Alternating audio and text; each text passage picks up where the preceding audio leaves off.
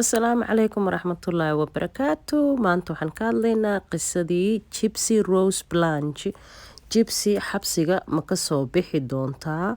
Intee la eg ayay ku qaadanaysaa in ay xorriyadeeda dib u hesho? Gypsy waa gabar yar oo dhalatay 1991.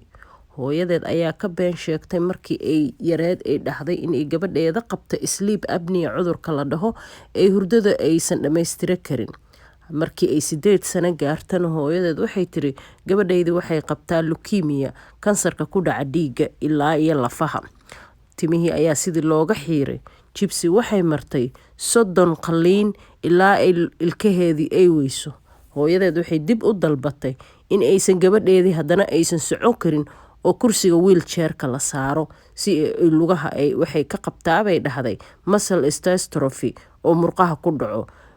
Gypsy markii dambe hooyadeed waxay u adeegsatay wiilkani oo asagana qabay cudurka autism-ka. Hooyadii ayuu midiyeeyay waana ay fakatay markii dambe. 20 sano oo gumaysi ah oo hooyadeed ay u geysatay kadib Gypsy waa ay baxsatay. Hooyadeedna wiilkii ayaa dilay. Gypsy waa la soo qabtay xabsiga markii la geeyay runta ayay sheegtay. Aniga wax waan cuni karaa, waana socon karaa, cudurna ma qabi. Hooyaday intaasoo dawana way isiinaysay. 30 qalliinna waa maray. Qof iga celinayana ma aanan arkin. Naftadeyda ayaan u baxsanay. Sidaa darteed ayaan wiilkani saaxiibkay ah u adeegsaday in uu hooyaday dilo si aan aniga u helo nolol. Gypsy cuntada ayaa loo diiday markii hooyadeed la joogto. Hooyadeed waxay dhahday gabadhayda cuntada ma cuni karto oo way ku saxataa cuntadu. Gypsy iyadoo caafimaad qabto ayaa caloosha laga duleeliyay. Caloosha ayaana tubo laga geliyay. Halkaasaa laga quudin jiray.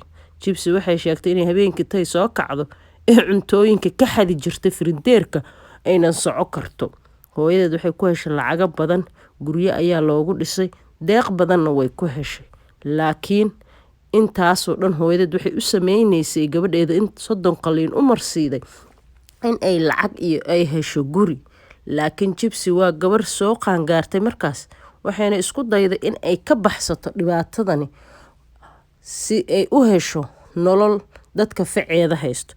Gypsy markay xabsiga gashay timaheedii caadi bay u soo dheeraadeen, ilkaheeda way caadi bay noqdeen, cuntadina way cuni kartaa.